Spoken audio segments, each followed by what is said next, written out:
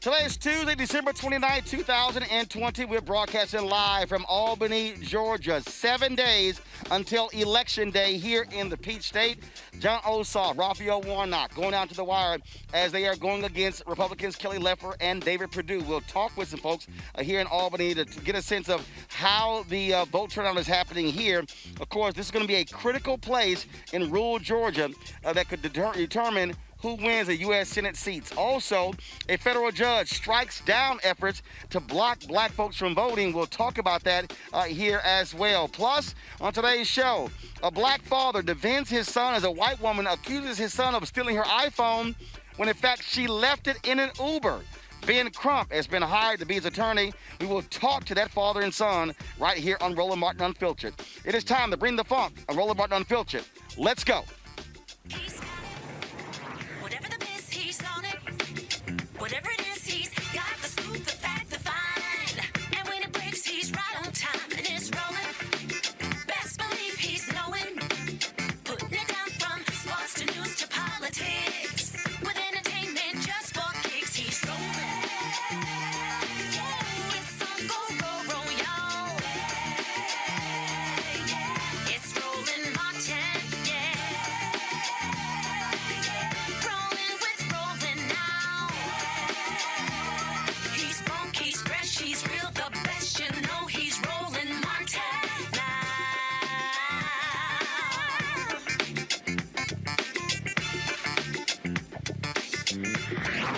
Montana.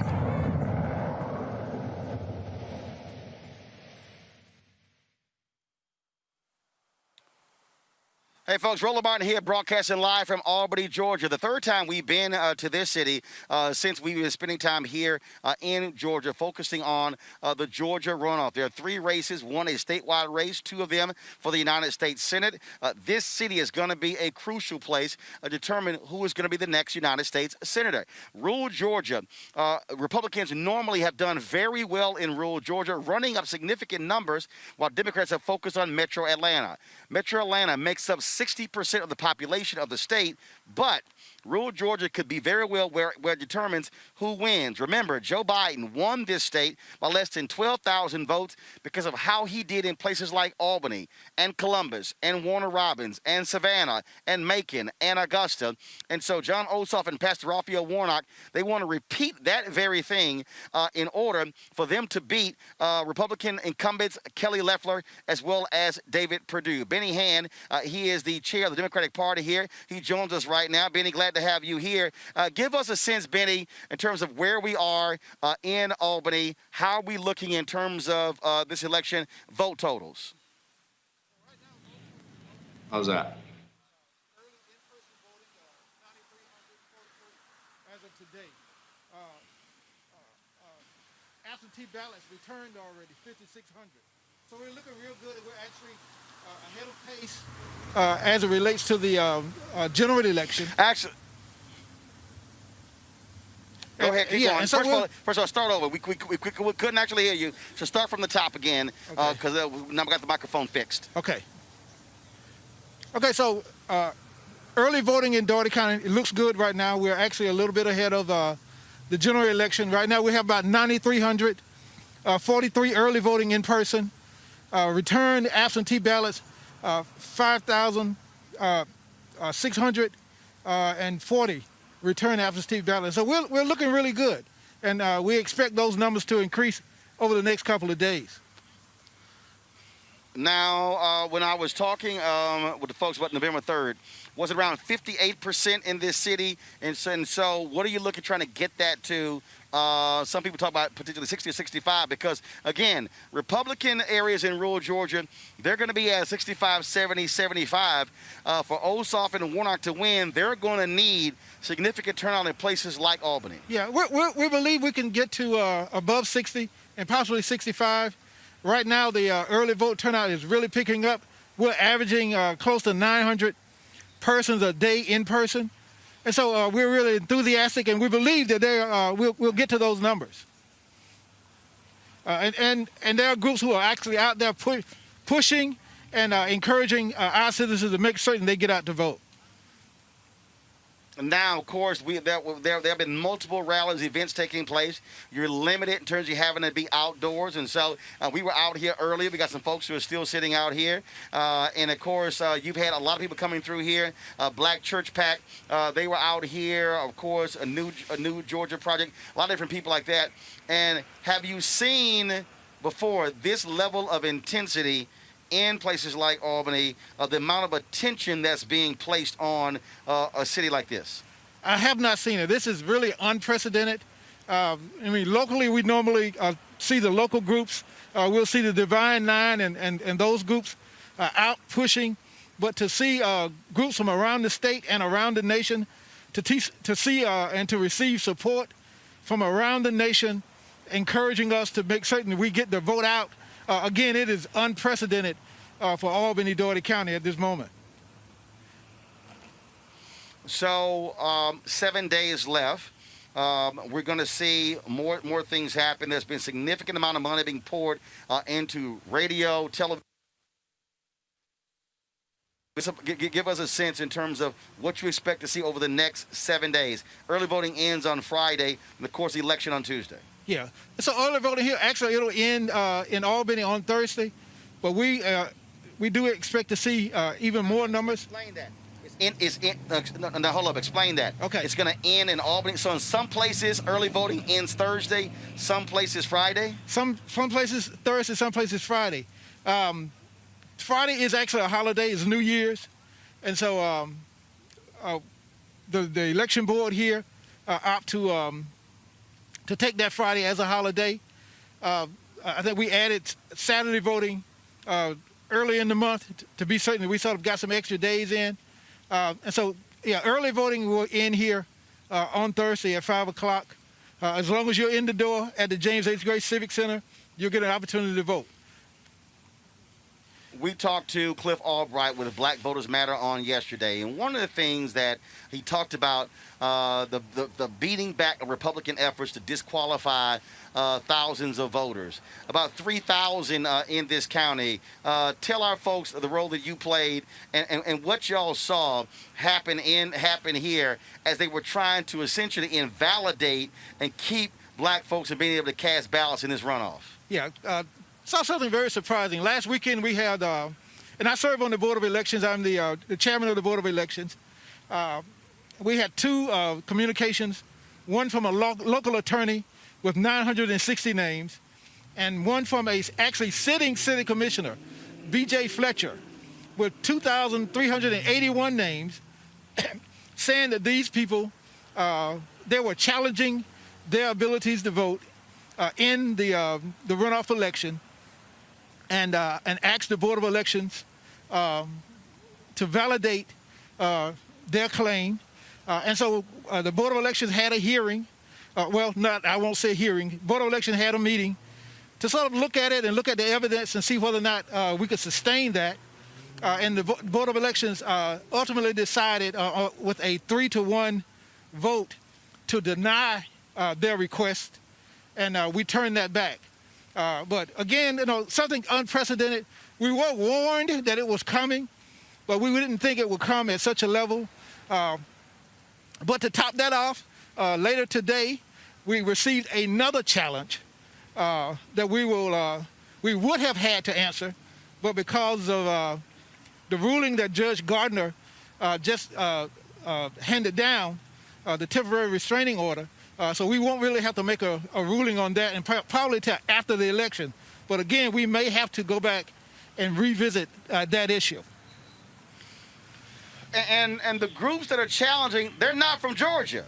This is a group that's out of Texas? It's a group that's out of Texas, but they have a Georgia affiliate. And so when you look at the paperwork, it says Georgia True Vote. And so, yeah, it's a group out of Texas. The communication that we received from the group out of Texas comes from the letterhead of a Texas attorney. But Georgia, again, they have a Georgia affiliate, and they are recruiting Georgia citizens because you got to be a citizen. You can't do it anonymously. You gotta sort of show your hand and show who you are. But we have people who are willing to do it, and they are doing it. All right, Benny Hand, we certainly appreciate it, man. Thanks a bunch. Y'all are going to have, no pun intended, you're going to have your hands full. I'm sure they're going to try some other stuff between now and next Tuesday Oh, absolutely, to keep folks from voting. But thank goodness we have legal groups and third-party groups who are out here fighting on behalf of black voters. Oh, absolutely, brother. Absolutely. All right, all right. Benny, I appreciate it. Thanks a bunch. All right, now. Folks, every single vote is going to matter in this election. Every single vote, and the Native American vote could very well be a difference maker here in Georgia as well. They played a huge role in Arizona when Joe Biden beating Donald Trump in Arizona. Joining us right now is O.J. Siemens. He is the founder of Four Directions, which focuses on the Native American vote. I met O.J. yesterday at Pastor Raphael Warnock rally in Gwinnett County, and I definitely want to get him on. O.J., welcome to Roland Martin Unfiltered. We've chosen you locally. First of all, Roland, it's really an honor to be on your show.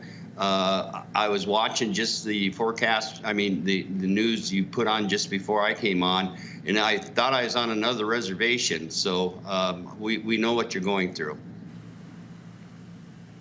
So, OJ, explain to a lot of our folks who, look, the reality is when you hear these elections, they talk about the power of the black vote. They talk about the importance of the Latino vote. You don't have a lot of attention on the Native American vote, but we saw in Arizona the role that Native American voters played in that election. We've seen the exact same thing where Republicans was basically the voter suppression that was taking place against Native Americans in South Dakota as well. And so how critical will the Native American vote be here in Georgia, and give people a sense of the numbers of Native Americans who will be voting in this state? Well, we actually went, Georgia is one of the 3 states that you identify on the voter registration, you identify your race. There was 15,000 people that identified as Native Americans, and using the census and going through the numbers, we figured there's probably another 40,000 Native Americans out there. The majority of which we found in Atlanta are the metro area of Atlanta, like Fulton County, DeKalb, in which they identified themselves as Native Americans or others. So we're looking probably around maybe, 45, 50,000 Native Americans that are living in Georgia that we're targeting. Now, of course, when you look at voting patterns, African Americans typically are voting Democrat.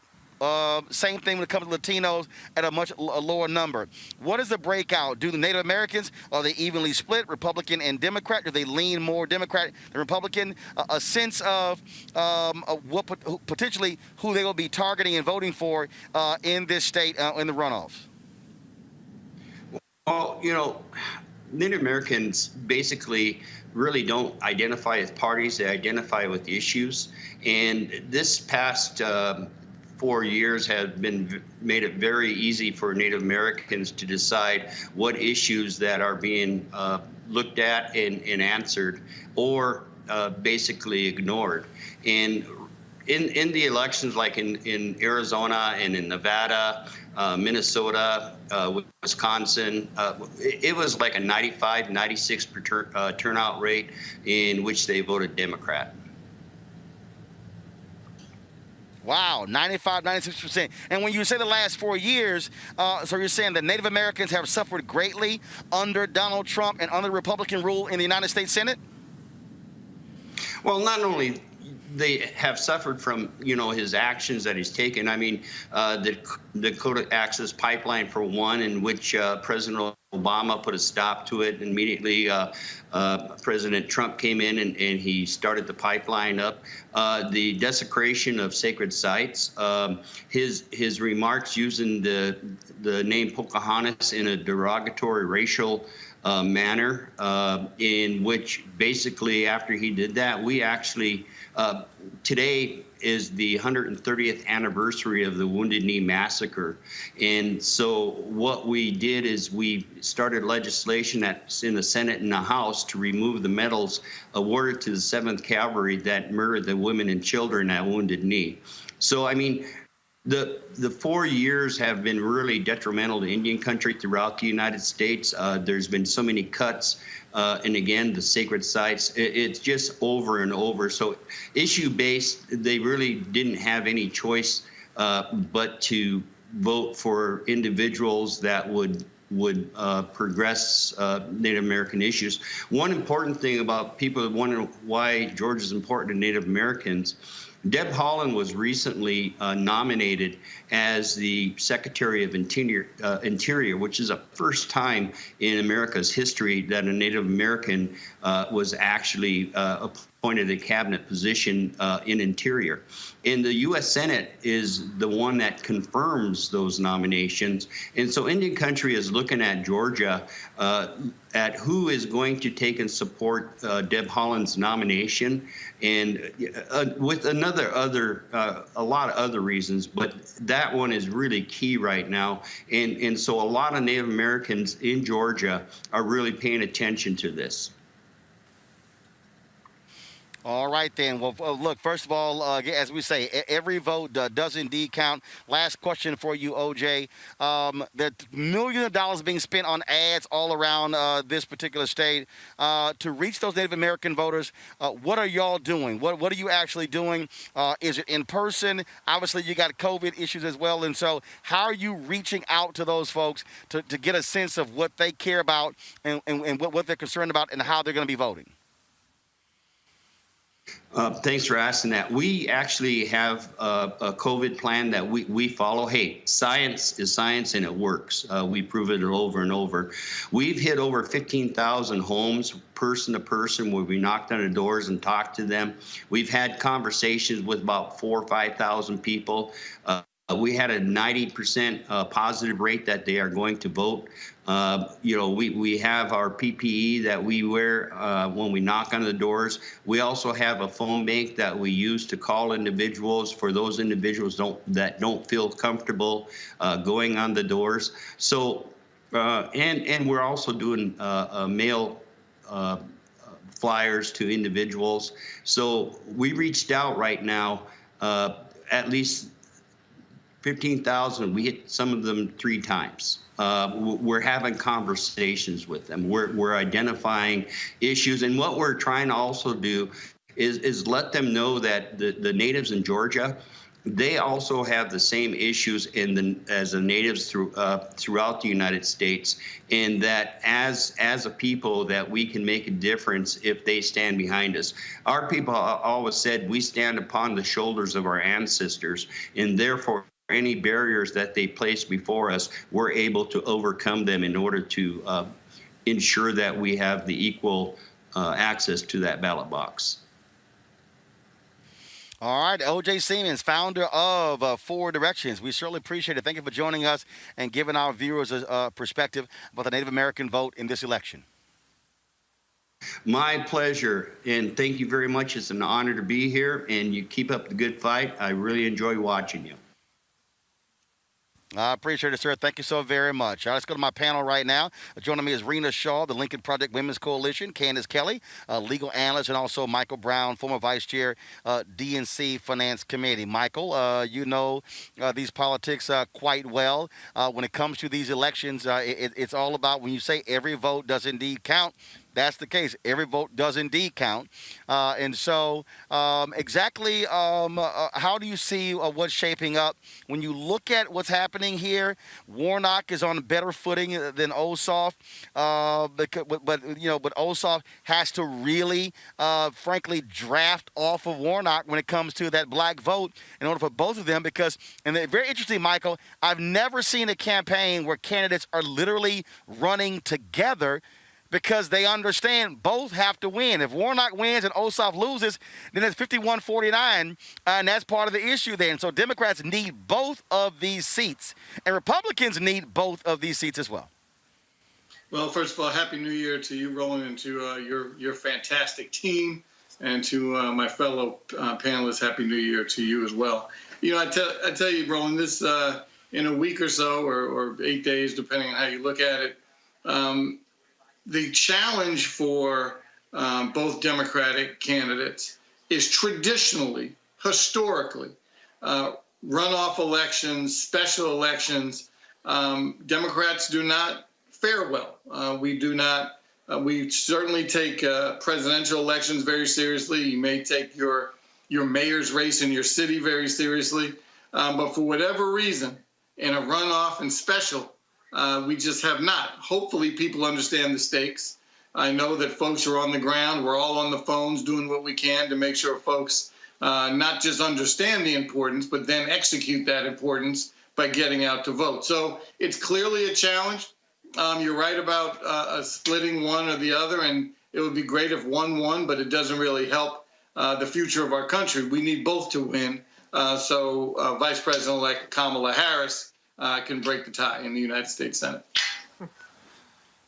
Raina, Lincoln Project, one of the groups actually doing canvassing. A lot of third-party groups are putting the money on the ground as opposed to just giving it right to the campaigns. That's one of the things that's also quite interesting that we're seeing here in Georgia. Yeah, and that's unusual. Of course, just as my previous panelist said, it's one of those things that this is not how it's supposed to be. Traditionally, what we've seen for Republicans, it's been quite good in a runoff. Everything's been turned on its head, especially if you're looking at Washington, D.C. today and the developments in the U.S. Senate. So that's another matter. But when you talk about these groups investing in the ground game as well as in these fights, pushing back against that Texas-based group, True the Vote, I believe it's called, and really going mano a mano. You've got to do it. What these people are trying to do is disenfranchise people through methods that the average voter is not familiar with. So when the average voter rolls up usually to say, the polls and says, look, I'm here to vote, and they're handed a provisional ballot, they're sort of like, okay, that's fine. I think the education this year that's been done by these third-party groups is so crucial. And that sort of, that really foresight, that having that vision ahead of time is imperative. I think it's going to have everything to do with the outcome. And really, obviously, turnout is everything. But accessibility, if the accessibility isn't there, that's where you see the efforts of people like Stacey Abrams, though they were, really well laid, and the foundation, she said it many years ago, not that many years ago, but frankly, this is a long game. And really what I see here is the strategic vision of these third-party groups being imperative. And I'm so glad, because what I've seen as an operative is a lot of money lost, giving it right to that campaign piggy bank, and frankly, just going to third-party vendors who don't do that much. It gets put on stuff that, of course, digital is all important nowadays, but it's not everything. The ground game, canvassing, even in the midst of a pandemic safely, is going to be imperative. Candace, legal. Look, what Republicans are doing, they're trying everything they can. They were shell-shocked that Joe Biden won this traditionally red state. They were angry. They're already talking about changing all the voting laws that they passed back because they want to make it harder for folks to vote. And so these legal fights, you see what happened here. Again, we've had Black Voters Matter on constantly talking about the battle going on. I mean, it's literally waging a legal war. It's like on a battlefield in the courts fighting Republican efforts to suppress the vote, especially Black voters in Georgia. Absolutely. Roland, what the Republicans are doing is they are using the legal system in order to carry out their voter suppression efforts. And as we saw today, what Stacey Abrams' sister, Judge Abrams Gardner, said was that the case really lacked merit and that they were going to be unsuccessful. And basically, just procedurally, you can't remove 4,000 people and purge people from voting lists 90 days within a federal election and without notice. So what we continue to see over and over is the courts being filled up with frivolous lawsuits and the Republicans continuing to lose. What's happening is that panic is setting in, and panic should set in. We are looking at two Democrats who over the past month have raised over $100 million. That is nothing to sneeze at. And so when we see this panic, we're going to see it in many different ways. We have a few more days before this early voting is over, but we're going to see more of this. We're going to see more people hitting the courts to try to make their case in order to just be a distraction. And I understand, and they understand too, what's at stake. I am so glad that you had OJ on to talk about Native Americans. There are about 150,000 Native Americans that are in Georgia. As he talked about, they're targeting about 20 to 30,000. What people need to understand is that even in the House of Representatives, the largest number of Native Americans was voted in, 6, 3 Republicans and 3 Democrats. So when we look at all of these things put together, Republicans should be scared because everybody is doing their work. As Raina said, what's happening on the ground, people knocking on doors and making sure that people are informed, it is going to make a difference. Well, you talk about making the difference. It all matters in this state. Joining us right now is Macy Hall. She is the state director for March on Georgia. Macy, glad to have you and Roland Martin Unfiltered. So first of all, explain to folks exactly what is March on Georgia. Yeah, absolutely. So March On is an organization that started out in 2017 doing the Women's March up in Washington. And from then we have empowered and elevated voices of people of color, young people, in issues like environmental problems, gun reform, women's rights, and now we're doing voter protection to ensure that we get all these voters out. You talk about reaching out to young voters. Some 76,000 people who did not vote November 3rd, they're voting here in this runoff. There are also 23 or 26,000 folks who turn 18 by next Tuesday. How have y'all been trying to reach them to make sure that they are activated and voting in this runoff? Yeah, so March On actually has a youth coalition that we work with called the Future Coalition. And they have created partners all around the state of Georgia with an organization called Peaches for Progress. So we've partnered with 18 by Vote. We've partnered with Blue Georgia, getting all of those young activists who are ready to be on the ground and working out there. And additionally, we have gone out to all of the campuses. We've thrown events all throughout Atlanta and these rural areas to ensure that they're getting educated, that they're excited. I think a lot right now within 2020, a lot of our young people are staying home and they're being more aware about what's going on. And they see that this is so important. And just like people of color, those young votes were something that really, really took us over the edge back in November. Do you also think that a lot of these young voters realize after the death of George Floyd that, look, protesting is one thing, but you also got to change policy. And in order for you to change policy, you got to change the policymakers. Because we've had various polling folks on the show. And even when it came to protests, there were a significant number of voters who were in that 18 to 35, 18 to 39 demographic that said, you know what, I don't believe in politics, so therefore, and I'm going to keep protesting. You can't do one and not do the other. You got to do both. Yes, yes. And what's really, really important is that not only just our senators and getting them elected, but also the people who are local. When we look at the election that happened in November, we were able to see people of color coming into power. Representative McBath is somebody who has been a part of the community and been very vocal about the things that are going on. So when we're looking at getting people in power, we're looking at individuals who we can pick up the phone and call and hold them accountable for the things that they promised us. When we talk about, again, these last 7 days, what is going to be y'all focus, and where the areas are you focusing? Yesterday I talked to Pastor Jamal Bryant. He told me that he told the folks with Black Church Pack, don't come to Atlanta. Go everywhere but Atlanta. Yes. Because so many people want to focus on Metro Atlanta. Have y'all really been, cultivating and tilling the soil in these rural parts of the state to reach these young voters and others there, as opposed to sticking to the larger cities? Absolutely. When our team got together and we kind of made our game plan for what we were going to do, my biggest thing was we're not going to Atlanta. Now, of course, we stopped through and we had a good time and we enjoyed it, but we wanted to go out to these rural areas. When you look at the numbers and all the numbers that came in, it wasn't Atlanta that won that election. It was these rural areas. And there's so many more people who have to get their vote out, who didn't get a chance to vote, or just weren't ready. And so we've already gone to Athens, we've gone to Dalton, we've gone out to Bibb County, we were out in Macon yesterday, we went to Warner Robins, we're headed out to Columbus tonight. So going into these areas and making sure that these individuals know you are the reason that we were able to turn Georgia blue, and you're the reason that we're going to be able to keep Georgia blue.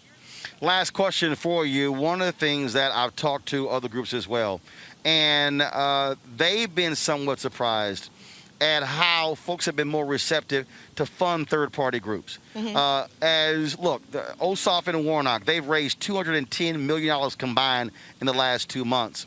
But what people also realize is that if you keep giving money to the campaigns and you're not putting the money, look, campaigns are going to put the money all on ads and stuff along those lines. But groups like yours being on the ground, being able to pay folks to canvass, being able to drive, that's also huge. Have y'all seen that where in this cycle, funding to your group or third-party groups has been a lot better than in previous years? Oh, yes, absolutely. So one of the things that we kind of focus on is there's so many partners here on the ground that we kind of all have to separate and conquer to this together. So we wanted to focus on the voter suppression tactics and making sure that our voters are safe. So when we started out with the general, we traveled from Houston all the way out to Atlanta, traveling through the South, knowing where those areas of voter suppression was going to happen. And then now coming into Georgia, we saw all these things happening when Stacey was running and all these different things. Voter suppression is very real. They are putting a lot of myths out there. They're misleading these voters. And so we wanted to make sure that we were educating voters, we were protecting voters, and we were making sure that they were staying in lines. So when we're looking at all these different partners, it's been phenomenal support. And of course, a lot of people are like, we want to get to Georgia and we want to make something happen. But, the support that we have gotten from the nation really shows how important this election is, not just for Georgia, but for the United States as a whole. All right, Macy Hall, Georgia's State Director for March on Georgia. We appreciate it. Thanks a lot. Thank you so much. All right, thanks a bunch. To that particular point, Michael, I want to pick up on that, and that is, again, how crucial third-party groups are playing. We have been running into a lot of people. As you see, of course, you got the Black Voters Matter, We Got Power tour. They've got buses traveling all over the state. They've been in these rural parts of the state as well. We've been, of course, New Georgia Project. We've been, of course, Fair Fight. I mean, so many different groups. And I think that what people now understand, and I dare say, Michael, I think the election of Obama taught a lot of people about how the sausage is made in politics. What I mean by that is you saw a lot of people for the first time who became bundlers, who learned how politics works. Because folks were, well, I can't give $1 million. Well, first of all, there are limits to how much you can give as an individual or a couple to the Democratic National Committee. Then people begin to realize also political action committees. And so what we have seen, as I mentioned, Black Church PAC, Alpha Phi Alpha has a political action committee. You have other sororities have this as well. You've got other third-party groups. And folks are now saying, wait a minute, if I want to be able to support someone, I don't have to give money. If my $50 goes to a political campaign, my $50 makes a bigger difference going to one of these third-party groups where it's going directly on the ground and being targeted in a different way. Your thoughts? Well, I hate to keep using the word historically, but historically, and the tide is certainly shifting, but historically, right-leaning groups or right-leaning America have been much more conscious about third-party groups and third-party political donations and helping those outside groups than the left have. But recently, and as you obviously mentioned correctly, right during that first Obama election in 2008, the third-party groups began to pick up some steam. And the way you pick up steam is, yes, having boots on the ground, obviously knocking on doors, phone banking, all the traditional ways.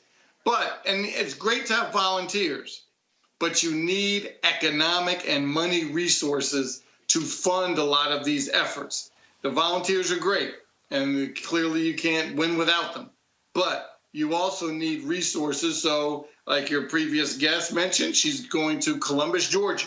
They have to put gas in that van. They have to eat. They may have to stay overnight somewhere. They may have to rent tables or chairs, whatever they have to do. They need money to do it. And so economically, I'm glad we've made a turn and understand how important it is to make sure we fund third-party operations. That particular point there, Candace, that Michael makes, look, it costs money, and he's right. And too often, what has happened is, on the campaign side, they've wanted black and brown folks to volunteer. But guess what? You're paying, frankly, these white consultants. This is where money has to go on the ground. And to his point, there's gas, there's food, there's hotel bills, there's all those things that go as a part of running a campaign.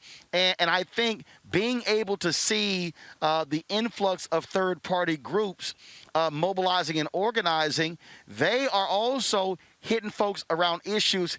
That is also different from campaigns, because people get caught up in, I don't love the candidate, where these other groups are saying, damn that, these are the issues they're advocating. You better focus on that. Absolutely. And what people are seeing now is a live civic lesson unfolding, and then they are a part of it.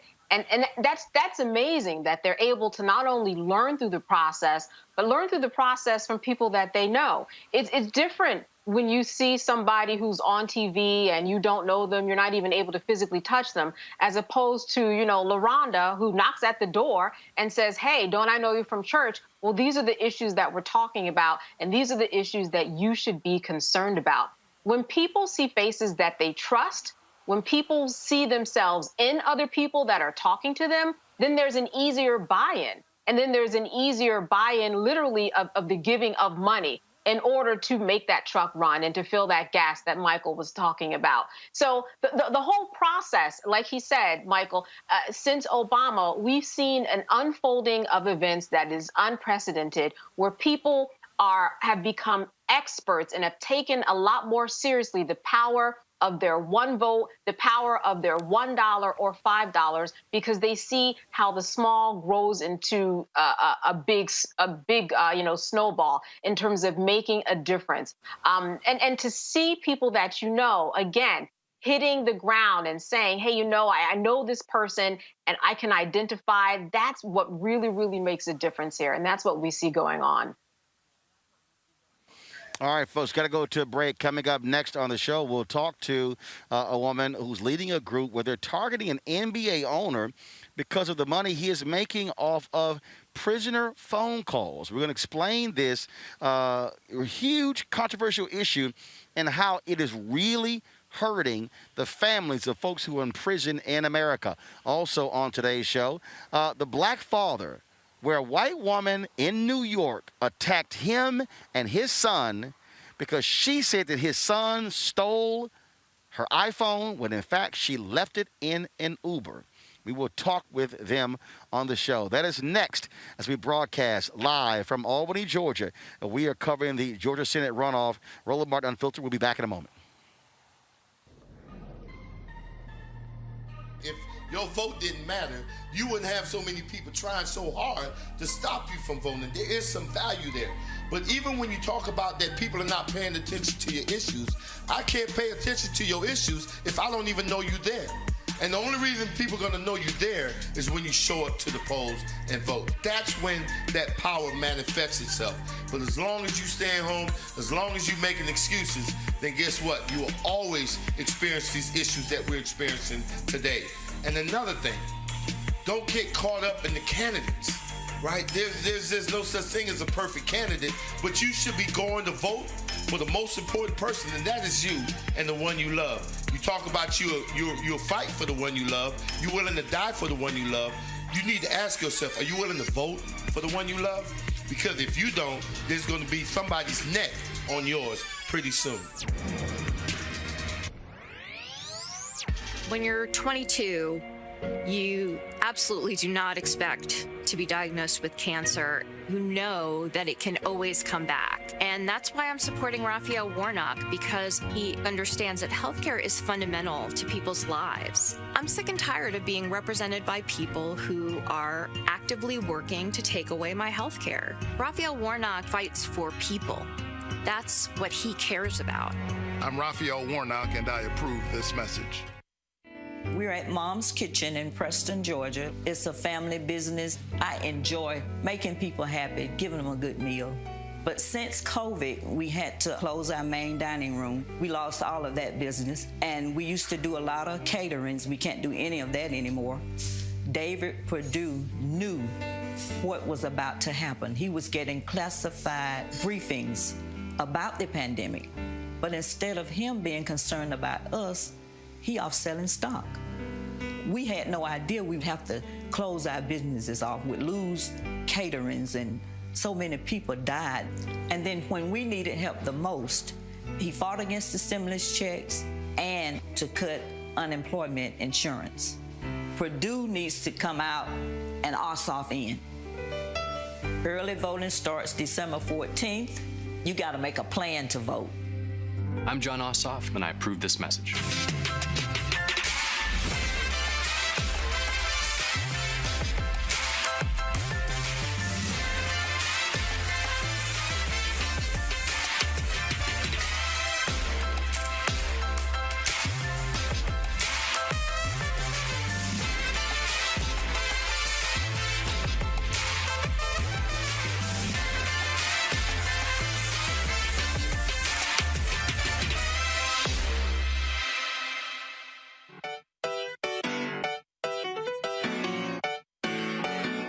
We got power.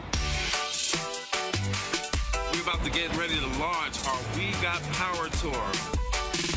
Flip and I are going on the blackest bus in America. We're hitting the streets again. We're going to be going through at least 12 states, maybe more. I'm just really excited. Now, it's a little bit different this time because COVID-19, we've got to wear masks, we've got to be socially distanced, but we are very committed that we've got to get in the streets and inspire and encourage our people in ways that are socially distant. Ready to hit the road, ready to see our folks, ready to be socially distant, ready to mask up. On our way to Pennsylvania, we'll be there for 2 days, and then we're headed to Ohio to Cleveland. We're going to be just spreading a lot of love and building a lot of power. The very last day, we're going to be out here on the ground in these streets because our people need us. Can't stop, won't stop. Register to vote. You can even request your online vote by mail ballot by clicking the link or by scanning our QR code with your camera. Vote early. Vote today, because we got power.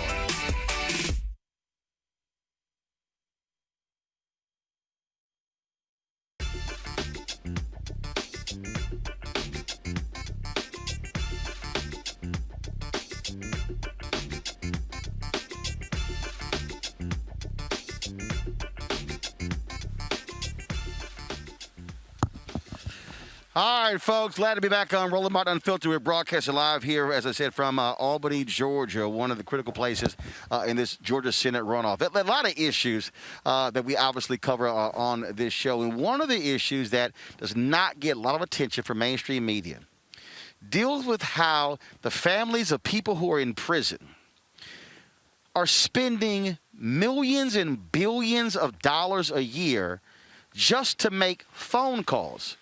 COVID is even more significant because they can't go visit their family members.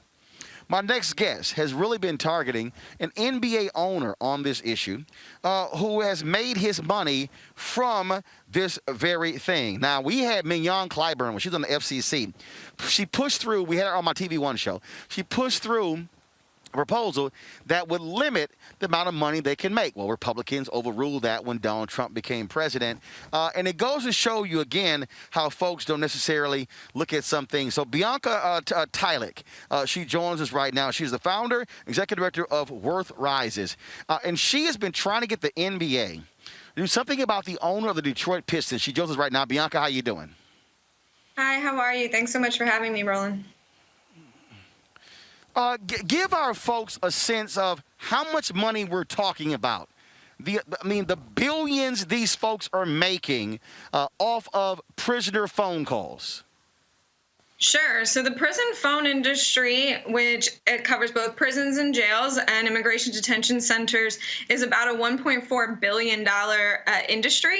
And Securus in particular, which is the company that I know we're going to talk about because it is the company that Tom Gores owns through his private equity firm, makes about $700 million a year on prison and jail phone calls, as well as other services that they have inside of prison facilities. And so when we talk about that money, we talk about what they're able to do. What people don't realize is, and Mignon Clyburn told us this, how in some of these places, these sheriffs are the ones who are in control of how much to charge, how much time they get. And let our folks know just what the cost is for some of these calls per minute, what they're charging families. Sure. So these contracts are often what we refer to as profit-sharing contracts. They're contracts between the private corporations and the local sheriffs or correctional agencies where they share the proceeds of the profits or the revenues that are made. And those rates can range today up to $1 a minute, meaning a 15-minute phone call local down the street can cost $15.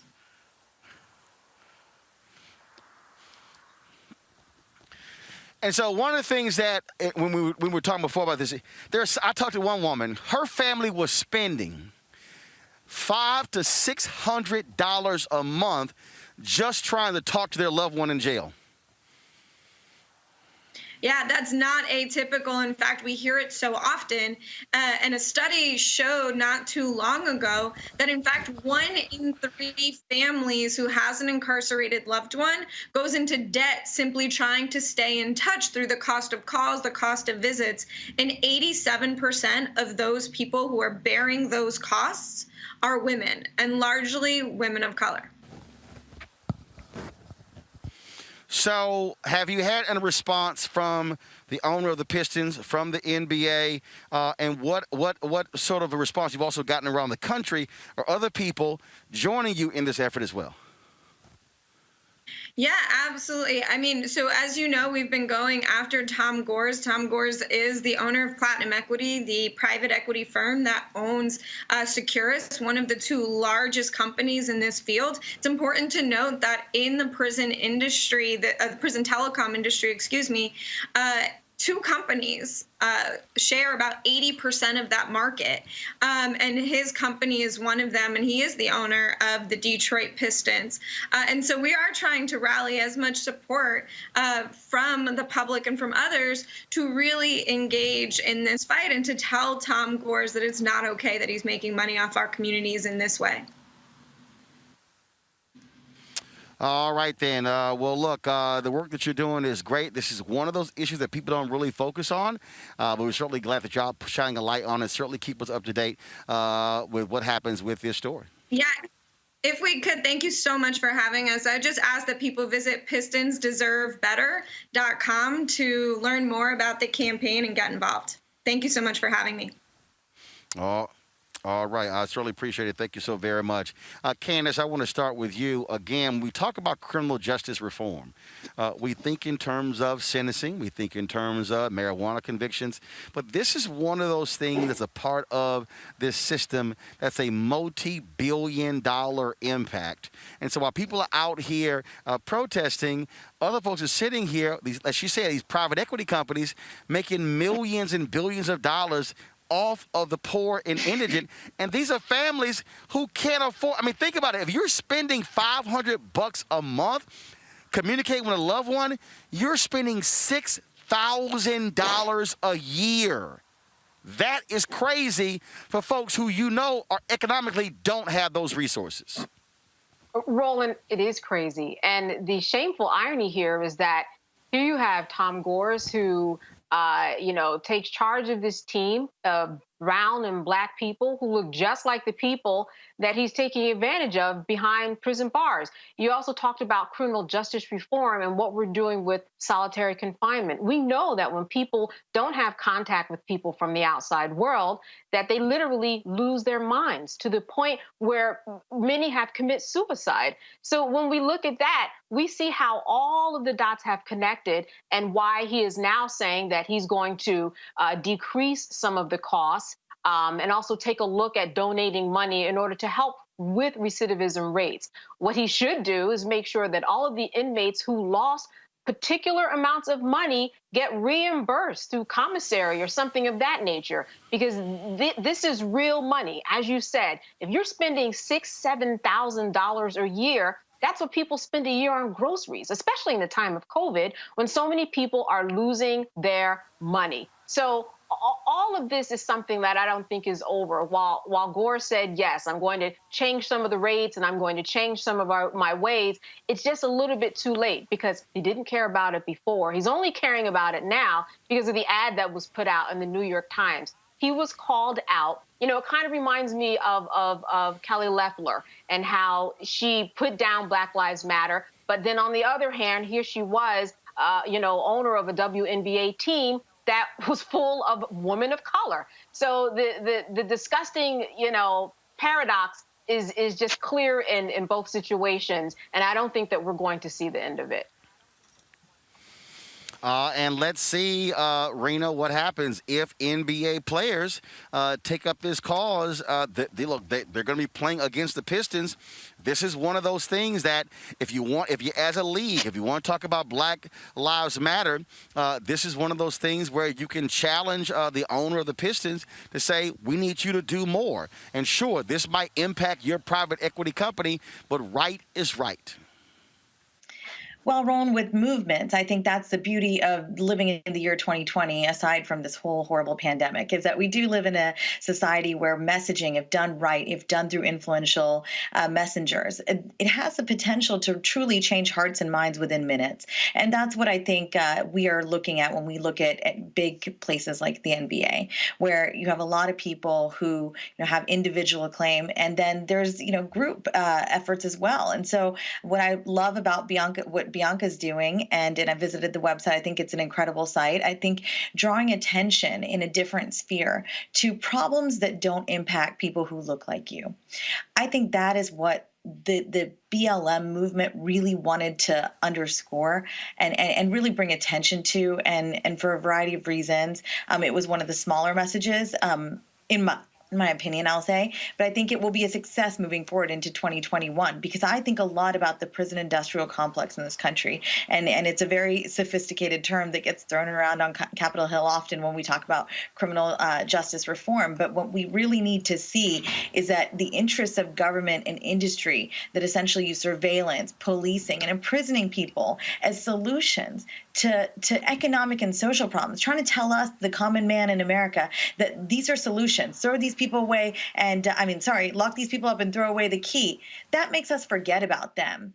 And so these big have a potential to change the hearts and minds in minutes and overnight of folks who just don't understand, who don't relate, who have an assumption perhaps that when anybody's calling you from jail, that it's the kind of thing that when they call collect, it's not a big deal. How much money could that be when you see the numbers in real time and what it's doing to pillars of homes like women? And as a woman of color, I must say the education piece is everything, because when you lock up somebody that doesn't look like me and has a different problem entirely, that relies on something that corporations are doing, that wealthy individuals are doing, it's hard to connect the dots. And so it's, instead of really going deeper and trying to find a way to connect the dots that might be too complex for certain folks who have limited time spans nowadays, I really think that big movements are the way to go. And this will bring us the change we want to see for criminal justice reform going into 2021. We've talked about on this show oftentimes how it's bipartisan. There's a lot of shared views there across the political spectrum on how we really change the way this country incarcerates our people, and particularly young Black men. And I just want to make one point. It's now the year 2020, but since Oh, but since 2007, I've been pen pals with a couple folks over at the DC General. I mean, it's been eye-opening to me to be a pen pal to people who are locked up, because I see how much they crave human interaction, attention, and I've been sort of acquainted with some of the bigger problems that I just had not thought existed for them. So 13 years now, and I encourage folks to really find ways to open your eyes up to problems of folks who don't look like you.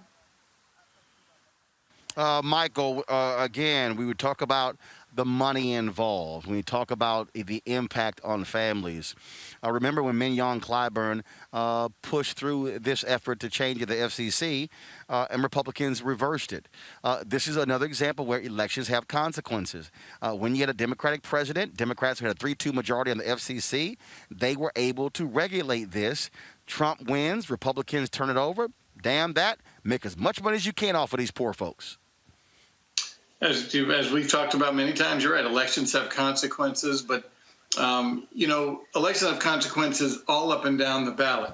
And you can't have. We live in a capitalist society, so no one's suggesting that whoever the phone service company is shouldn't make a profit. But what should that profit be capped at? And that's what legislators can do. Legislators, whether you're right, whether it's the FCC or state legislative bodies or city legislative bodies, or obviously the federal government, our Congress, can come in and regulate how much somebody can make off of these phone calls. But it takes a lot of courage, because usually the people that own these companies have resources. They have lobbying teams that come in and try to make sure and suppress those bills seeing the light of day, or make sure they count their votes, whether it's on the Republican side, to make sure that they don't, what they would call buckle under this kind of social conscious pressure. But there are several different points where elections have consequences, and this is one of them. So you actually can tell your state legislator or your city council person or whoever you see in the grocery store, hey, I want you to write a bill that caps how much people can make on these types of phone calls. And you can do that. But obviously it takes that kind of effort. It takes that kind of outreach, but it is doable. Let's go to Oakland, where some people are saying that the person responsible for destroying a Breonna Taylor sculpture should be charged with a hate crime. 2 weeks ago, the sculpture was destroyed in Oakland's Latham Square, and it was, it was put up just 2 weeks ago. Leo Carson, the artist who sculpted the piece, describing the sculpture, quote, as an act of racist aggression. He said, I put in hours and hours of my work and built it by hand. Before the pandemic, I was a waiter, so I paid for this out of my own pocket. It wasn't cheap, and it was incredibly hurtful personally. At this time, the Oakland PD, they have launched an investigation. No word of anyone has been arrested. Carson has created a GoFundMe page to raise money to repair and reinstall the statue in bronze. In Springfield, Massachusetts, local police, the FBI, and the Bureau of Alcohol, Tobacco, and Firearms are investigating a fire at a black church that took place early yesterday morning. Firefighters responded to a call at the Martin Luther King Jr. Community Presbyterian Church around 5 a.m. It took them nearly an hour to extinguish the fire. Springfield Fire Commissioner Bernard Calvi believes the fire is highly suspicious, being that there have been 3 other fires in the same area in the last 3 weeks. Now, they are investigating whether this was a case of arson or if it was accidental. And so we'll keep you up to date on that particular story as well. One of the issues we're looking at is also COVID-19. It is still with us. Of course, we're out here masked up. Folks who are sitting behind me here in Albany, same thing. And in fact, this was one of the places y'all might remember we covered early on where this was ground zero in Georgia for COVID-19 cases. Well, today, Vice President-elect Kamala Harris and her husband, they took their COVID vaccine shots. Here's some of that video.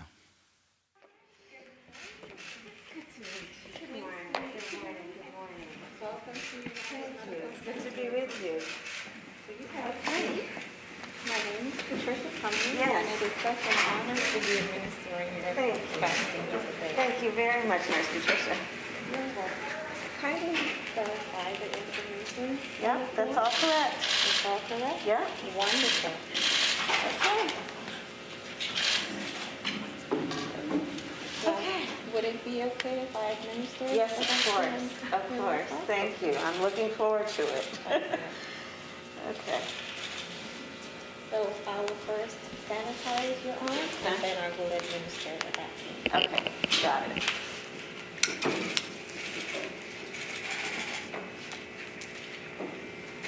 How are you doing today? I'm doing well. You've been busy, huh? Yes, ma'am. It's good to be here at United Medical Center. You guys do such good work here. Thank you.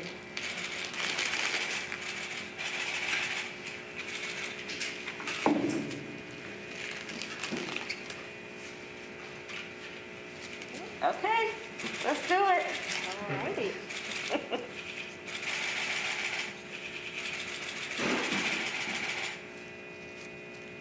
Ready?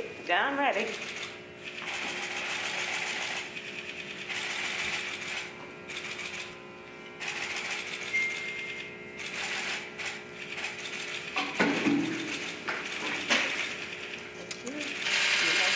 That was easy. Thank you.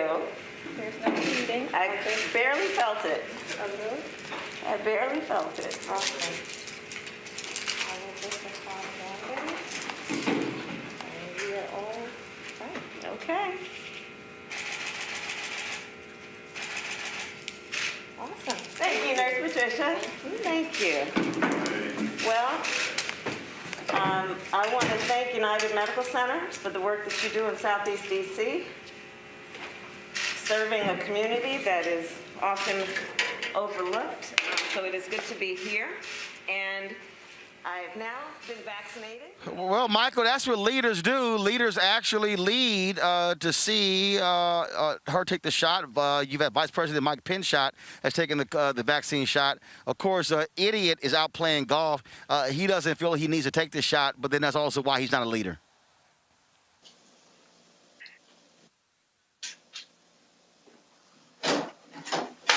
Michael?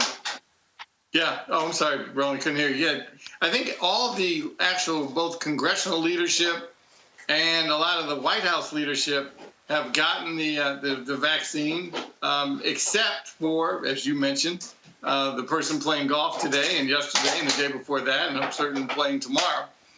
So, you know, there clearly is not a priority to set a good example on his way out the door. He is trying to cause as much chaos and confusion about everything as possible, as he's done over the last 4 years or so. So, you know, it is what it is. He's not going to change.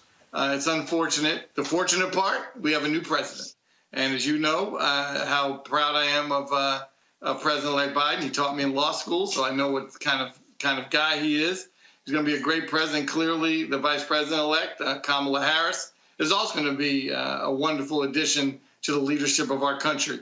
We know that Gavin Newsom has appointed a Latino American to fill Senator Harris's seat in California. So, obviously, and I know there was some outrage about that. They thought it should have been a black woman that took her spot. But nonetheless, it was a person of color. So as we move forward, let's get rid of the Trump folks. Hopefully, we have a new day. Very simple, Candace. Leaders lead. And so we have people here who don't want to do this. In fact, I had a guy earlier, he asked me, hey, would you take the vaccine? I was like, hell yeah, I would. He said, well, you know, he said, you're one of the first African Americans I heard say so. And I said, well, there's a lot of black people who have died as a result of COVID-19. So we better get it together. And you damn right take this vaccine, because we've had the experts, National Medical Association, Meharry, we've had black doctors who have been working on this as well. Again, but to see Vice President-elect Kamala Harris do this, that's important, because we have to instill confidence in the American people that if the VP-elect took the vaccine, well, guess what? So should we. Yes. You know, some interesting marketing efforts here in terms of the vice president-elect. And then in addition, you had a Guyanese nurse that administered the vaccine. And if you know anything about home health aides, or if you've been in a hospital, no matter what hospital, you are going to be within some vicinity of someone who is from another country, whether it's Haiti, whether it's Senegal, Nigeria, or someone like today who's Guyanese.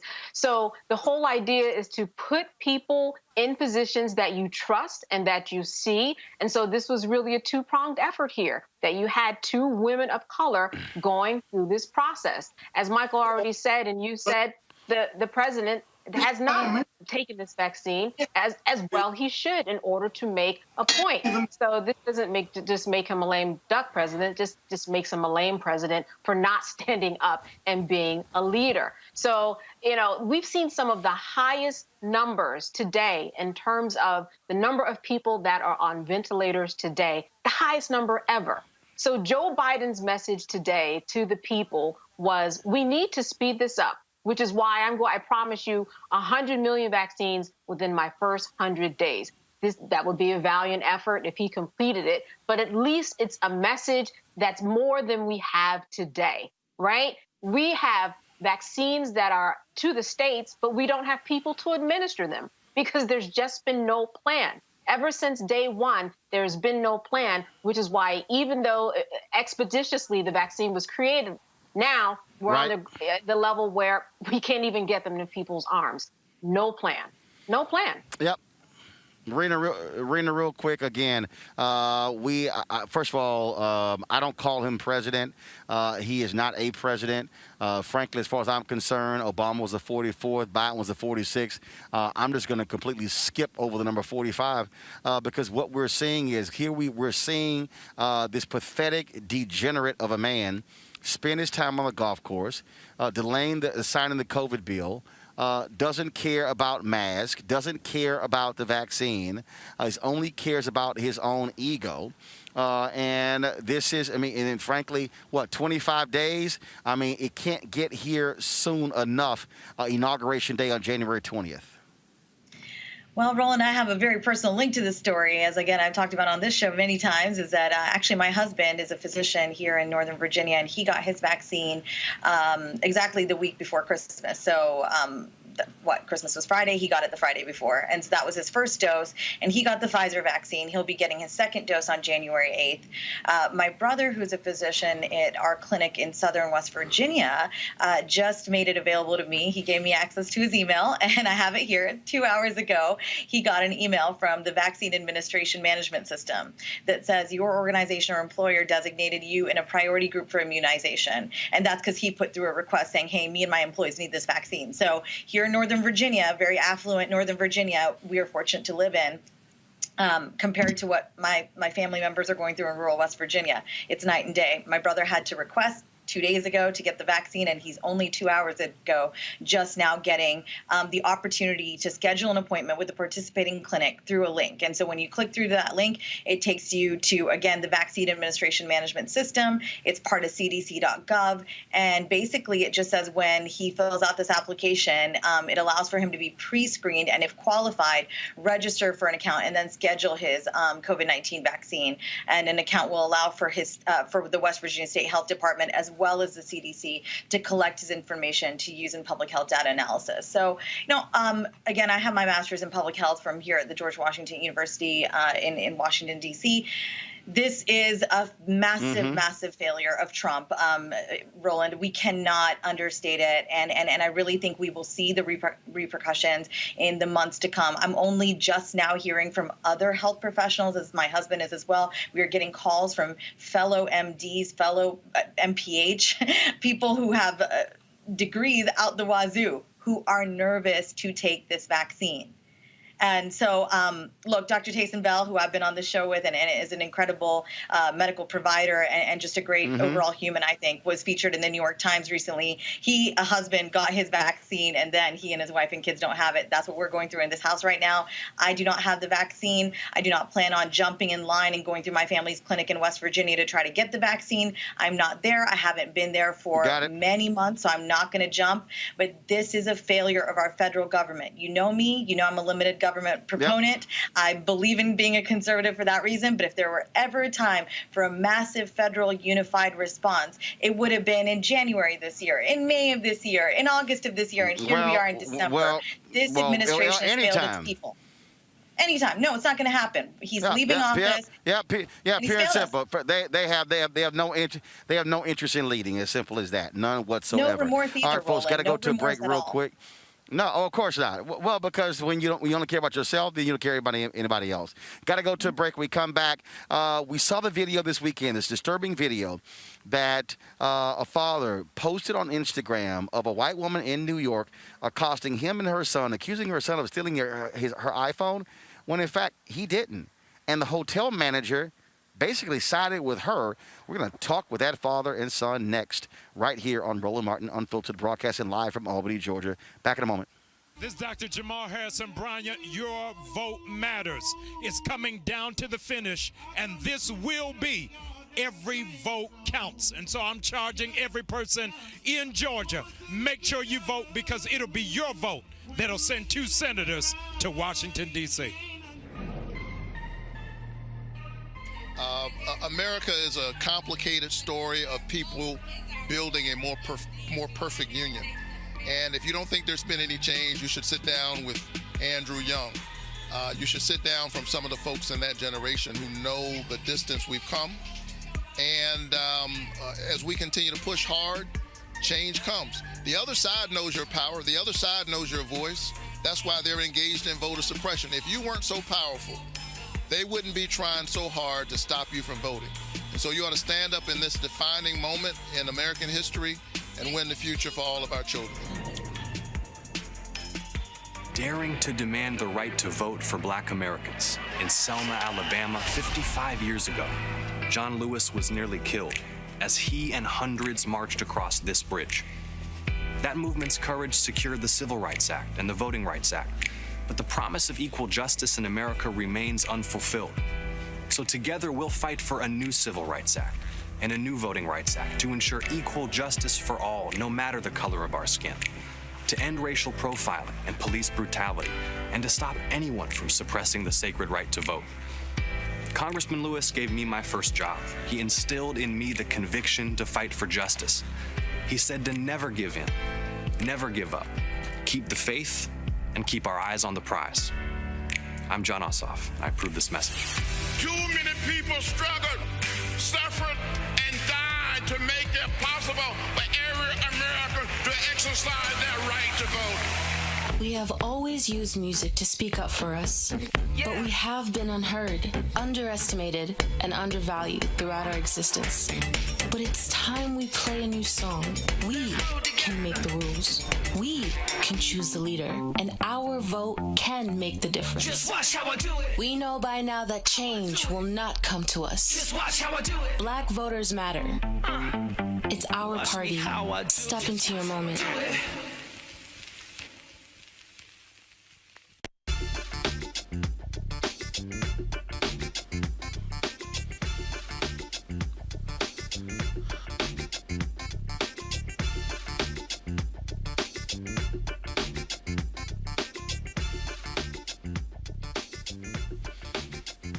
All right, folks, welcome back to Albany, Georgia.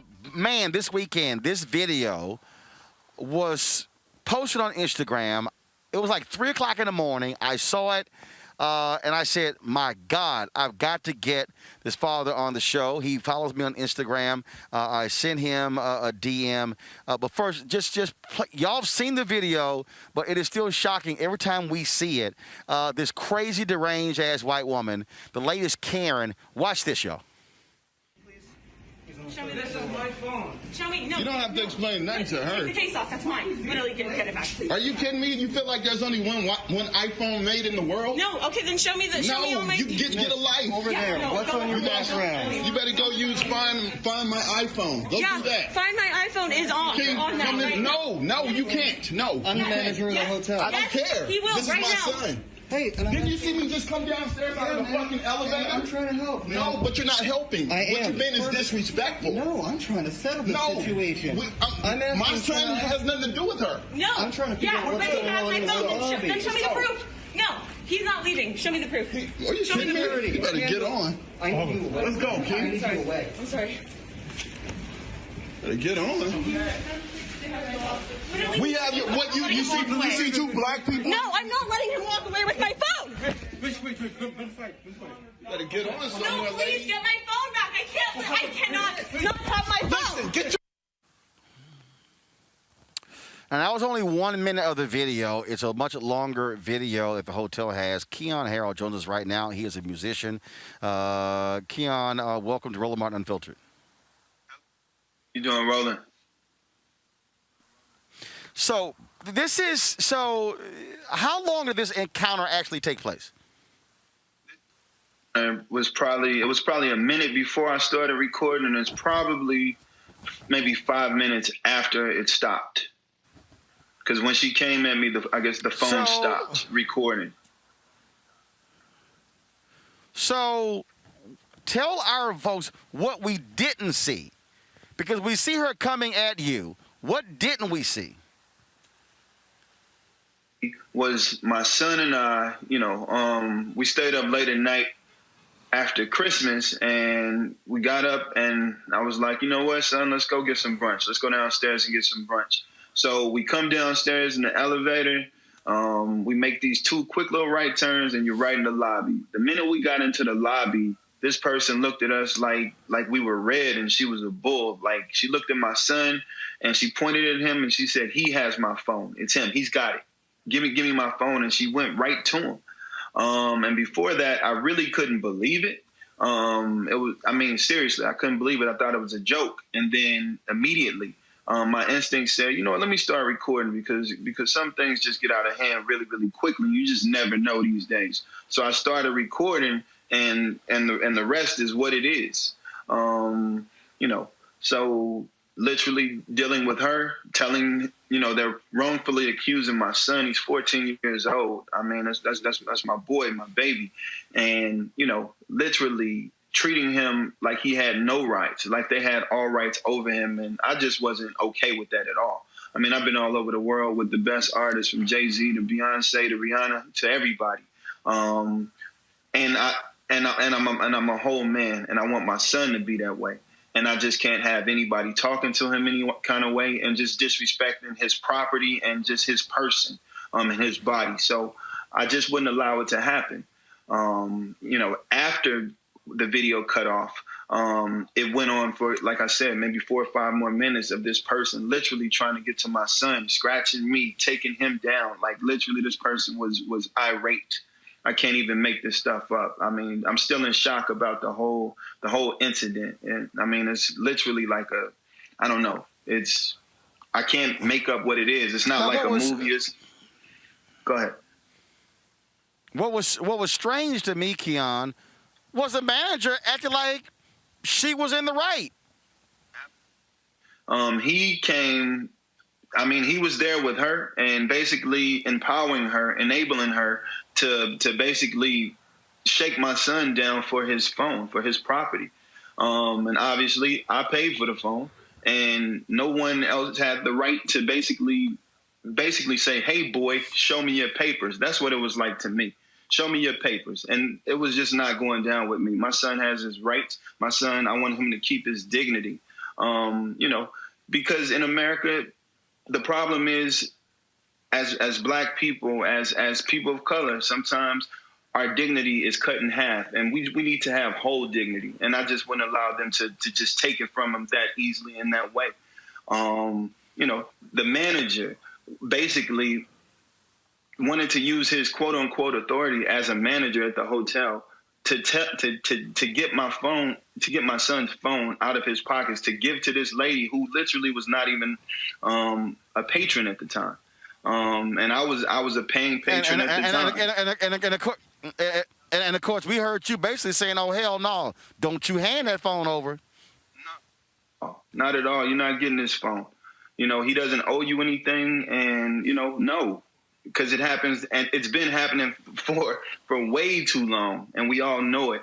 And the problem with with this incident is that it is something that we see every day. We see it all too often. And if I wasn't me, maybe this probably would have been swept under the rug as well. Nobody would have ever seen it if I hadn't videoed it, and then it would have been another incident of somebody's going wild and getting away with it. So tell me this, Keon. First off, were y'all there when the Uber driver came up with her phone?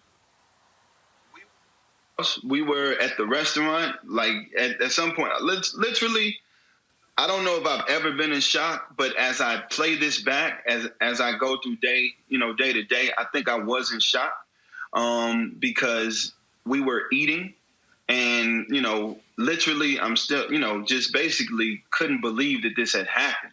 I mean, I'm a professional, and my son is an amazing kid. We try to do the best for him, and just incidents like that is just not what we do. And the fact that this actually happened in this establishment, and it was basically empowered by the management, I don't know, it put me somewhere else. I'm still somewhere else when it comes down to it. We were eating, and we come back in, and I guess she was gone, but she had come back to, I guess, called the Uber or something. Somebody brought her phone back. I don't know what taxi company or Uber or Lyft, whatever it was. They brought it back, and she got her phone. To no apology, to anything, to what had happened with my son. I mean, they totally disrespected my son, in a major way. And I just thank God that I was actually there to be with them. It's so often that the parent is not there with the child. If I had to come down a little bit later, I couldn't imagine what I'd have done if these people were on my son, because I'm a big guy. I'm 6 foot, like 220, 230. And, they really didn't care. They didn't hear anything that I had to say. As I told her, why don't you use the Find My iPhone feature? Everybody uses that I know when you lose your phone. That was not enough for her. I mean, here's the deal. Here's the deal. Here's the deal. Was hilarious, Keon. When I was in Miami for American Black Film Festival, we were at a reception, and that was a sister who came there, and then she went, "Oh my God, I lost my phone," and so she was freaking out, and I said, all you got to do is, here's my phone. I said, I log out. You put in your Apple ID username, and then your account comes up. Ping your phone. That's exactly what she did. Pinged her phone. The Uber driver brought her phone back. That's how it works. But what gets me is she never apologized. The hotel has said, first of all, what was the name of the hotel? And because the parent company has said they have reached out to you. And so let's first. No apology from her. Did the manager ever apologize? No. As far as like all of that, to me is pretty blurry, because it happened so fast and so. Got it. It's like I don't like. No, it was a blur, and so much so that. So it's still unbelievable, man.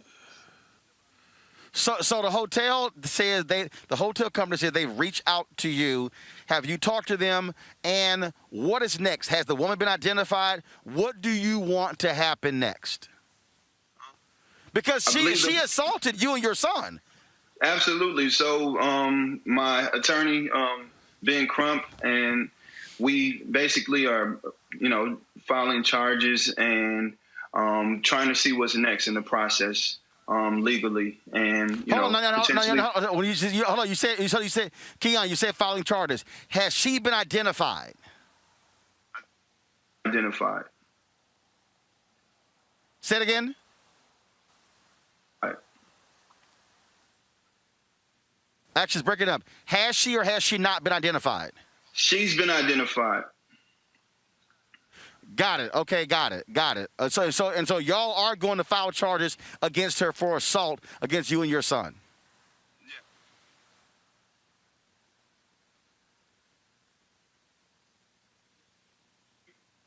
I didn't hear. Say it again. I'm sorry. Yes, we intend to file charges. Well, Keon, this is look, the reality is you're absolutely right. Had you not pulled your camera out, and recorded it, it would not have gotten this attention, which is one of the reasons why I keep telling our folks, look, this shouldn't have to be the case.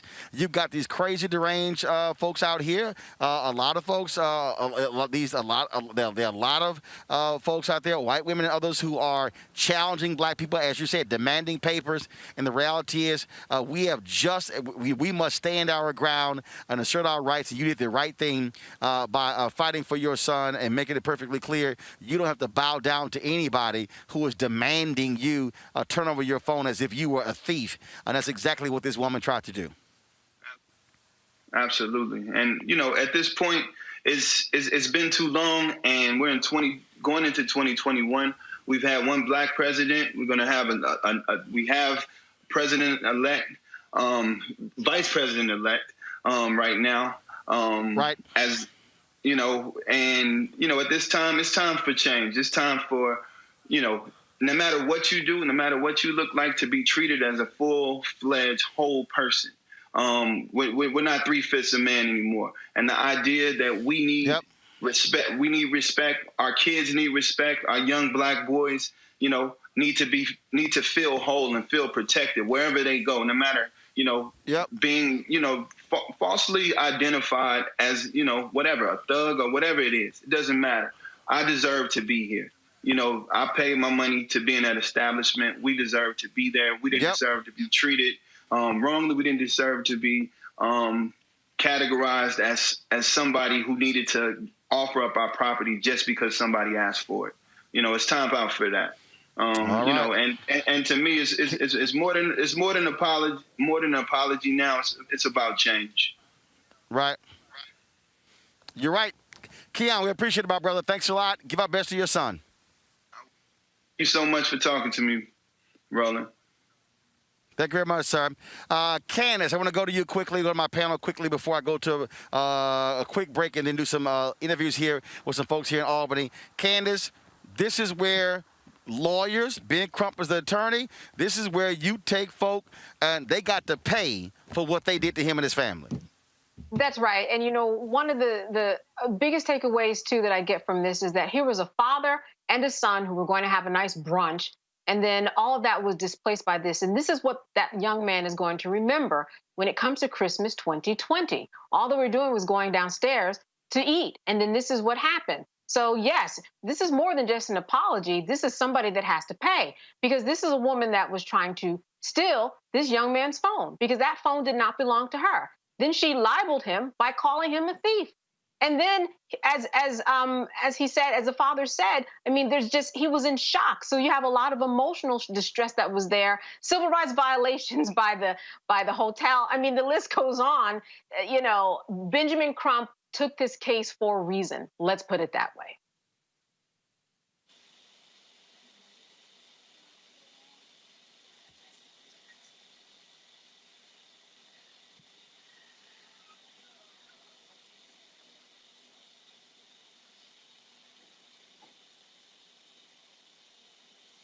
To simply say, I'm sorry, that's right, charge her ass as quick as possible.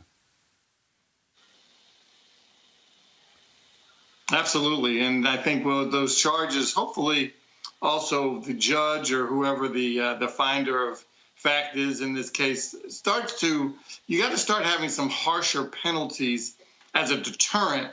So folks will look up and say, you know what, maybe it's not a good idea, like the Central Park case. I don't know if that's been adjudicated yet or if that's been completed and what happened with her. But slapping folks on the wrist for making a mistake is not going to get it done. As Candace mentioned, you have to do something that's going to deter people. You got to change behavior.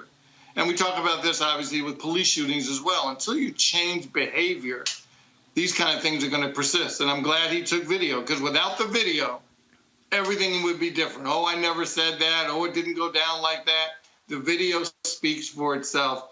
Great evidence. I'm glad Mr. Crump is taking the case. Bottom line, Rena, I want them to embarrass the hell out of this woman. And for the next person who thinks about doing that, they go, damn, I might be on national television if I act a fool. I've been looking for her name for a while, so I don't know where it is yet. I'm looking forward to it coming out because she looks like just sort of any normal woman that you would run into in New York City, sort of. And I think one thing that grabbed me as a communicator is the nonverbals. And right when the video started, within a first few seconds, you can see her lightly put her hand on the shoulder of the manager, sort of saying, "That's him." And to me, that sort of act of her putting her hand on the shoulder of the manager, who she probably didn't know before, it's sort of is that nonverbal that sort of says, hey, of course it's him. He's black. I mean, it's sort of that kinship. You're white, you get my plight. He's black. It must be him. And this is the problem. And so this is, I couldn't agree more with Mr. Brown there. I mean, I think here we are. This is about changing the way people see black people. This is really about white people and how they see black people. And then even white people, how they see brown people like me. I mean, my brother is far darker in complexion than me and has been mistaken for somebody black before. And that doesn't matter because this is the thing. It's like, if your color is not white, are we not right? Are we suddenly thieves because we're darker than you because we have melanin in our skin? Are we suddenly like predisposed to committing a crime like that, especially a petty crime? And it's just wild to me that this woman, and she clearly was suffering from some mental illness. I really do. She was very agitated and in a way that was to me not normal. No. I ain't giving mental illness. It's some, No, damn that. It's some ignorant, crazy ass white people out here and white women who act a fool. Like the woman in Central. No. I've seen this too many cases.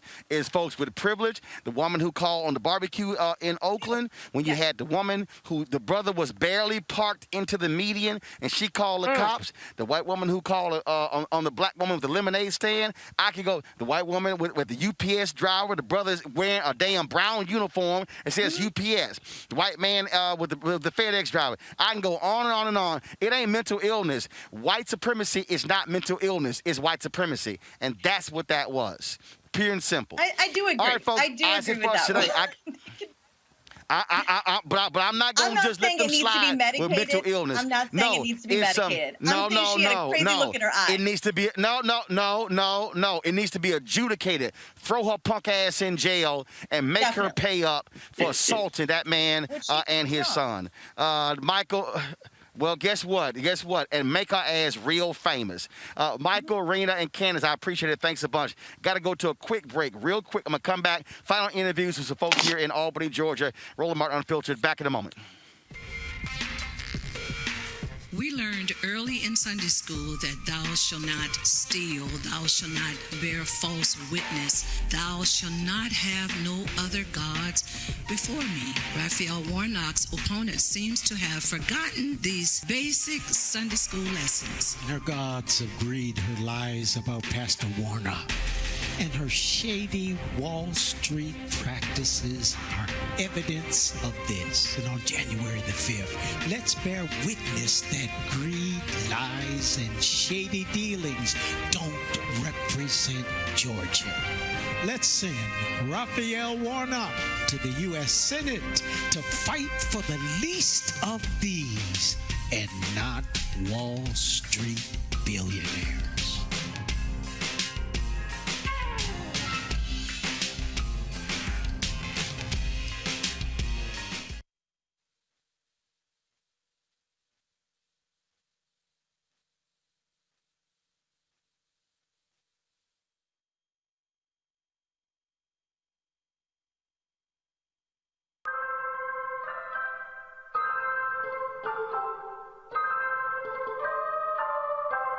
You are leading the way for the rest of this state. And we believe that this state is on the verge of shocking the entire country.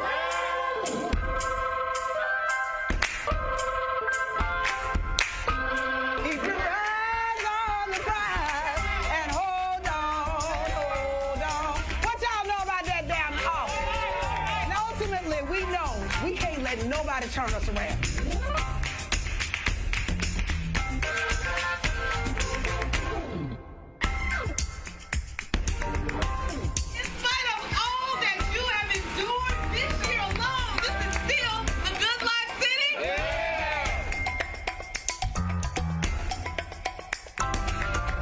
if it turns out that the Senate is hinging on one seat and there's only one race left,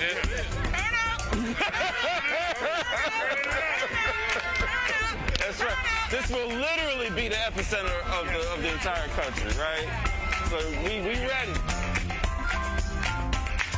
Music has an ability to be able to help us feel connected. And that's because music has a way of speaking to the spirit. And it is the spirit we're going to change this country with. It is going to be standing in a space of our power and in the fullness of our spirit of love and the spirit of humanity. That is what's going to transform America.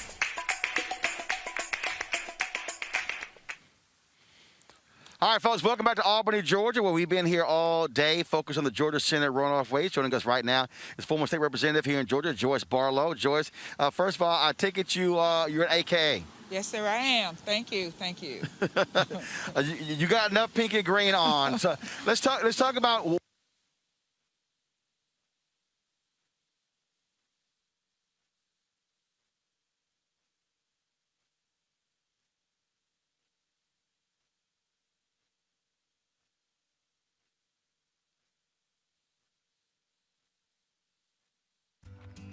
We told them the smear ads were coming, and that's exactly what happened.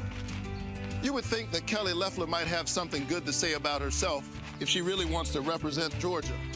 Instead, she's trying to scare people by taking things I've said out of context from over 25 years of being a pastor.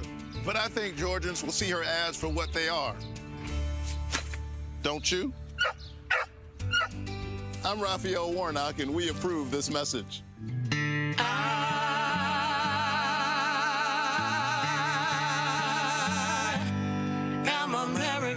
We are all Americans.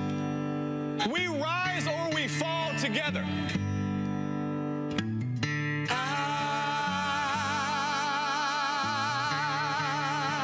This is a critical moment in the history of our country. So many people are depending on us. They want us to forget they're still trying to take away our health care in the middle of a pandemic.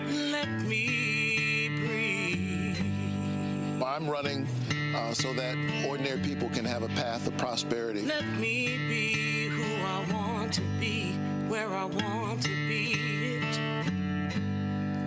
Let me be free. Give me your time. I am tired. Give me your pull. But I am strong. Give me your hand. I'll be here. I will guide 'Cause I know I belong. You have two extraordinary candidates in John and the Reverend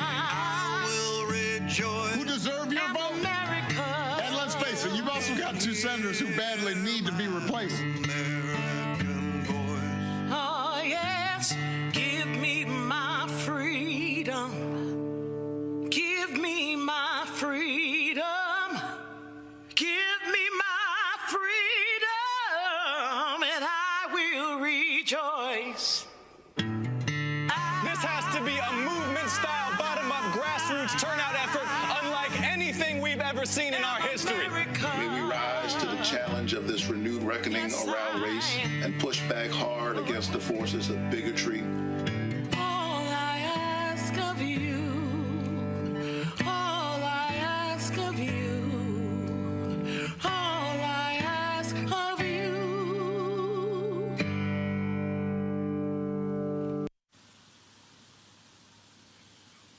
All right, folks, Roland Martin, welcome back to Albany, Georgia. Hopefully we're not going to freeze this time. This third time is a charm. We're joined by former state representative Joyce Barlow. Joyce is here in all of her pink and green glory. Take it the AKAs are going real hard for y'all, Sarah. Yes, we are. We are working really, really hard for President-elect Biden and our Kamala Harris, Vice President-elect. What we're doing, our program is called AKAs Lead Georgia. And right now, that means we are learning and trying to assist folks. We are advocating, empowering, and helping them to decide. And all of that means is we're educating them. We're teaching them about mobilization, registration, voting, and understanding about the candidates that are out there and making an informed decision when they decide to vote. We're working also in the rural areas, the areas that frequently get overlooked, that surround Dougherty County, Randolph, Early, Clay, Calhoun, Stewart, Webster, and Quitman counties. Those populations, their votes are just as important and were part of turning the state of Georgia blue. And we really want to make sure they're well represented. And so, so are y'all going door to door? We know exactly what kind of canvassing are you doing? Well, we are doing a lot of vote tripling. We're talking to people after they voted and asking them or reminding them in a nonpartisan manner to either text or call 3 friends to get them out to vote. And specifically in the rural counties, which we have a lot of volunteer people who are canvassing, boots on the ground, door to door, knocking, even though our populations are not as condensed and compact, we have to make sure we get the people who are in the city, the small cities, as well as going out to the county, knowing whether Miss Ruth lives down the street and Mr. David is 2 or 3 doors down, and knocking on their doors and letting them know we care about them and their vote is just as important as the people in the big cities. All right. Well, Joyce Barlow, we surely appreciate it. Thank you so very much. Y'all keep it up. We got 7 days left. Yes, we're on it. All right, got one more. Come on up. One more interview we'll do real quick here just to give y'all a sense what's happening here. All right, tell folks who y'all are. Hey, how you doing, Roland? I'm Commissioner Demetrius Young of Ward 6 here in Albany, Georgia. And I'm here with my good friend Amna Faruqi. We are 2 of the principals in the Election Protection Coalition here in Dougherty County, which is a group of local organizers who, a lot of groups such as Black Voters Matter and Woke Vote and a lot of different groups have partnered with to do a lot of the work here on the ground. And I just want to thank you for coming and shining some light on Southwest Georgia. How's it been going thus far? Been going pretty good. The turnout has been phenomenal. People like Black Voters Matter have actually been in our community for well over a year now. Right. I'm a first-term city commissioner, and I had a runoff in my first election. And with the work they did, they almost had us match our general election turnout in my runoff. So we're hoping for the same result in this election. Yeah, and we're seeing, I mean, almost 1,000 people voted yesterday alone. Wow. Yeah, and we're, I think, at 9,000 total for early voting in person at downtown for the county. So we're seeing high turnout and a lot of enthusiasm. And what a lot of people don't realize is, I mean, African Americans really prefer to vote in person. And so if you're seeing that turnout in early voting, now is that just early voting? Does it include absentee voting, or is that just in-person voting? That's just in-person voting. Right. So that doesn't even count in the many people who have been voting by mail because of COVID and because they just want to vote by mail. Right. Well, and as I said, as I talked earlier with Benny Hand, I mean, what Republicans have been trying to do, just throwing up every legal roadblock. And so folks have been looking like Olympic hurlers jumping over it, but it's real. Yeah, well, let me tell you about that, Roland. The woman that brought the challenge is my city commission colleague, and I think it's beyond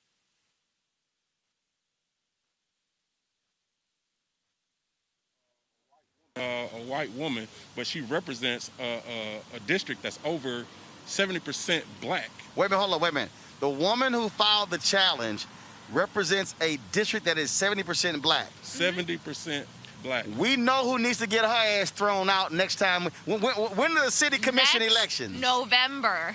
Next November? Is her election. I might have to come back in 2021 to campaign again. What's that woman's name? Commissioner B.J. Fletcher. B.J. Fletcher.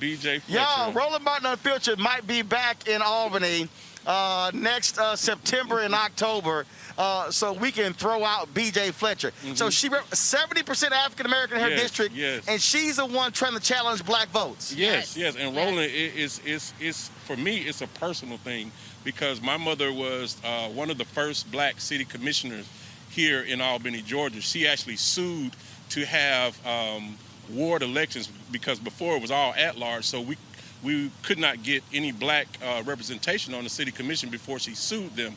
And Ward 3 was her district. And that has historically been, where... Hold on, pull your mask up. I'm sorry. Just be safe. Yeah. But you know, it's beyond. It's a personal thing for her to represent that many people and be a part of something like that. And of course, she's going with the trope that she's doing this to protect integrity of the election and protect against voter fraud. And when they can't produce any evidence of voter fraud. I mean, all across the country, these Republicans throw out that crap, and they can't produce the evidence. Exactly. And she even said that somebody had voted for her mother, but we have no knowledge of any challenge that she issued at the time about somebody voting for her mother. But that's what they chose to play on the local news. That's why I'm glad you're here as a alternative to the information. I'm streaming this live on my Facebook page so all of my followers can understand. Voter fraud is not real. Voter suppression is real. Right. And that's what she's engaging in. Yeah. Absolutely. Final comment. Yeah, I mean, I think we know the local organizers here, us, our organizations, we're doing this work before, during, and after January 5th. Definitely. And our work continues after the runoff to make voting more fair, more accessible, more safe. And we're going to get VJ Fletcher out, and we're going to get a lot of things done here. So thank you. All right, then. Well, we appreciate the work that y'all are doing. That's why one of the reasons we want to come out here and amplify that. We appreciate it. Thanks a lot. Thank you. Thank you, sir. All right, y'all take care. Folks, that is it for us. We're here in Albany, Georgia. It has been quite the day. We, of course, have been focused on many of these cities all across the state of Georgia. Tomorrow, we'll be broadcasting live from Savannah, Georgia. Not just the show, also look for us to be streaming the event taking place at noon. We're going to be visiting various black businesses in Savannah as well. So we look forward to being on the ground in Savannah. And Savannah, we want to see you out as well as where we're going to be there tomorrow. Let me just tell you where we're going to be real quick here. Hold on 1 second here. So in Savannah, it's a black church we're going to be at. Yeah, just give me a second. All